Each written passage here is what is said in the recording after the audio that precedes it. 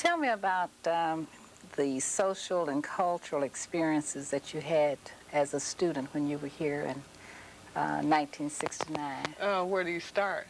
I guess coming here from Jefferson Township High School, and Jefferson was predominantly white high school, so that I had gone to school with white and black students, so that was not foreign to me. However, coming to Wright State, which was a much larger institution, the numbers of black students were very, very small. And that was during a time also when we were going through an era of learning about ourselves and who we were and establishing our identity. So in terms of the social and the cultural fellowship, we developed an organization with the black students who were here and really became more like a family.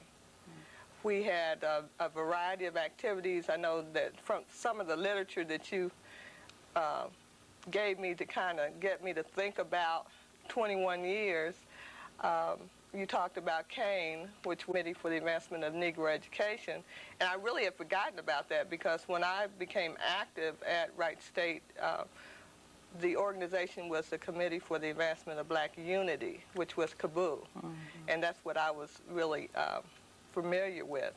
But at that point, we organized not just for social activities, but actually came together to learn about our history as black people in America.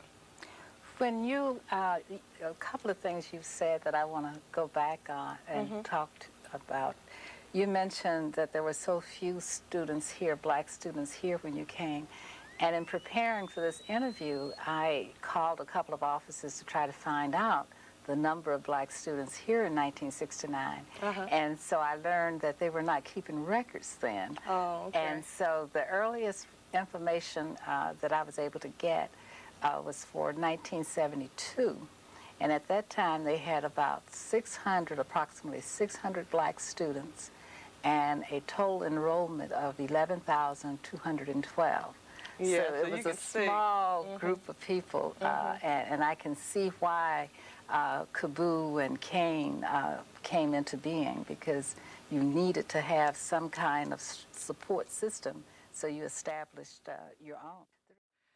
During that time, those black faculty and staff opened up their homes to the black students who were here at Wright State. We became like members of the family.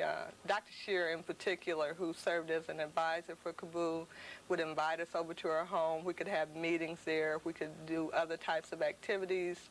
And in fact, when we were planning Belinga Center, I mean, Belinga Center was not just some half-baked idea. We did research and we strategized, and we actually talked about what was the desired outcome of opening an institution or establishing a center like Belinga. What did we want it to be?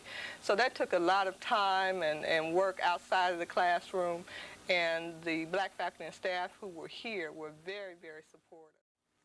I can remember my first contact with Wright State faculty, staff, and students, and it was off campus. It was over in Yellow Springs. It was at one of those meetings where you were talking about some campus activities, the Belinga Center. Yeah, it was almost like a every weekend activity. You had to go to the KABU meeting. That's right. That's right. I remember that.